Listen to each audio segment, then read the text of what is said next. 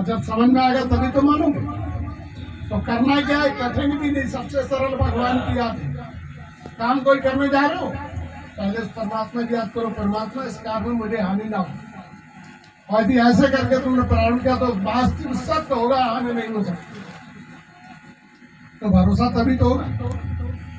भगवान भरोसा दिला सकता है, इंसान कोई किसी को भरोसा नहीं दिला सकता है, चाहे वो कितना भी बड़ा महापुरुष हो जाए। जो भगवान तुम्हें कर सकता हो, इंसान नहीं कर सकता। लेकिन आज लोग क्या करते हैं, इंसान की अहमियत करते हैं और भगवान को पाछे धकेलते हैं। एक बात और, हमारे शास्त्रों में लोग कहते हैं के बगैर उद्धार नहीं होगा। गुमा ने अंधकार, गुमा ने प्रकाश। जब तक तुम्हारी आत्मा प्रकाशमयी नहीं बनेगी तब तक तुम्हारा उद्धार नहीं होगा। उसके लिए भी करना ही क्या, इस बात पर भी ध्यान। जैसे मान लो आपको शिक्षा दी और शिक्षा देने के बाद उसको आपको धारण किया। गुरु उसे नहीं कहते जो मंत्र कान फूक दे, गुरु उसे नहीं कहते जो आपको माला दे दे। गुरु सिर्फ माना जाता है दिल से, शिक्षा के अनुसार के लोग उसका सम्मान करते हैं, बल्कि उसकी दक्षिणा से सम्मान नहीं करते। शिक्षा को धारण करना गुरु मानना और शिक्षा को धारण करना नहीं मानना। तो विचार करिए आज क्या कर रहा है कि गुरु तो किस प्रकार से मान रहे हैं, सिर्फ दक्षिणा से गुरु मान रहे, व्यक्ति से नहीं मान रहे। तो विचार करो, जिसने दिल से जिसे माना है वो भगवान के पास पहुंचा। ये सब दिखावा है कि हम गुरु करने गए, उन्होंने इतनी दक्षिणा दे दी, गुरु जी ने माला दे दी, हमारे लिए हो गए। क्या उद्धार हो जाता है इससे? गुरु मानना, आपने शिक्षा सही मिली, हमने उसे गुरु मान लिया, उससे हमने शिक्षाएं प्राप्त कर ली और अपने जीवन को उद्धार किया, तो उसे जीवन को मान करो। उसके पास जाने न जाने का अर्थ नहीं होता, अर्थ होता है जीवन के परिवर्तन का। यदि जीवन का परिवर्तन होगा तो तुम्हें प्राप्ति होगी। तो विचार करो, गुरु किसे कहते हैं? गुरु से कहते हैं जो भगवान तक लेता है, हमारा जीवन भगवान से जोड़ते हैं। गुरु दक्षिणा को नहीं कहते, गुरु किसी मंत्र को नहीं कहते, गुरु किसी व्यवस्था को नहीं कहते। इसलिए अपने जीवन में हमें बदल जाना चाहिए। सच्चा गुरु परमात्मा है जो सबके जीवन को बदलता है, जो तुम्हारे दुखों को दूर कर सकता है।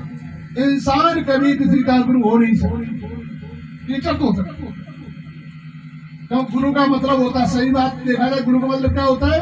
जो तुम्हारे दुखों का पूरे निवारण करता है। क्या किसी मनुष्य में क्षमता है? जब है नहीं तो कैसे हो सकता? महापुरुष तो कह सकते हैं, श्रेष्ठ पुरुष कह सकते हैं, लेकिन गुरु कहलवाने का बहुत बड़ा दर्जा होता है, उसे कोई पूरा नहीं कर पाता। सम्राट सुर का गुरु थे, उन्होंने अपने प्राणों की आहुति दे ली, फिर भी अपने चेलों को नहीं बचा पाए। तो विचार करिए, कर्म ही मानव जीवन का प्रदान है, कर्म ही भगवान तक पहुंचाता है, कर्म ही मनुष्य को बचा सकता है, दुनिया में और कोई बचाने वाला नहीं। ऐसे यदि तुमने अपने जीवन को बदला तो कभी जीवन में दुखों का सामना नहीं करना पड़ेगा।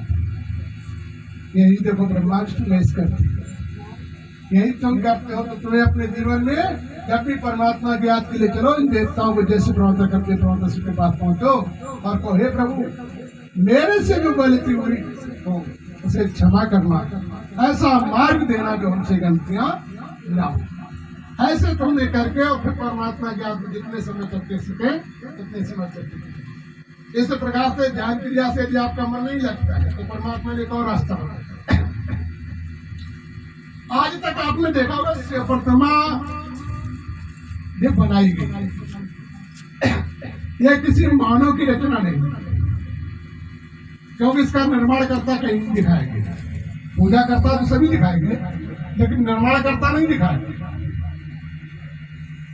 तो वास्तविक इसका कारण क्या है कि परमात्मा ने जिस समय सृष्टि की रचना की थी, समस्त मानव से देवताओं की रचना हुई, तो देवताओं ने परमात्मा की साधना की कि प्रभु तुम्हें जब याद करते हैं तब कभी हमें आपके दर्शन पूजाएं करते हैं, जरूरत तक तो माया करते हैं।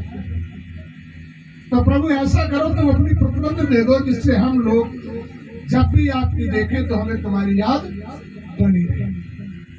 तो सर्वप्रथम ये प्रतिबंध किसे प्राप्त हुआ था? शंकर जी के पास रख दिया गया था, क्योंकि शंकर जी योगेश्वर कहलाए जाते हैं, तो वो सदा साधना में लीन रहे।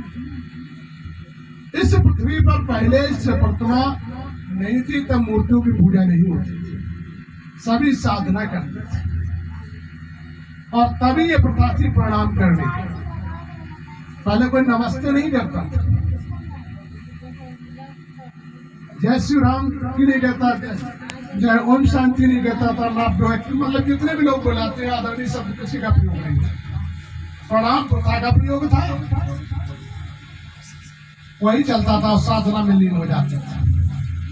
जब इससे प्रतिमा आई, लोगों ने झुकना सीखा, और हमें कोई जय शंकर जी बोलने लगा, कोई राम राम कहने लगा, कोई जैसे परमात्मा के सारे शब्दों का प्रयोग फिर बाद में उच्चारण हुआ। तो ये प्रतिमा जो है परमात्मा शिव के द्वारा ही इसकी स्थापना। ऐसे पृथ्वी पर कब आई थी? रावण लेकर आया था इस पृथ्वी पर इस शिव प्रतिमा, इससे पहले शिव प्रतिमा नहीं थी। हमारे कुछ महात्मा लोग ऐसे भी हैं जिसका दुरुपयोग भी करते हैं, बिना शब्दों में इसका प्रयोग करते हैं।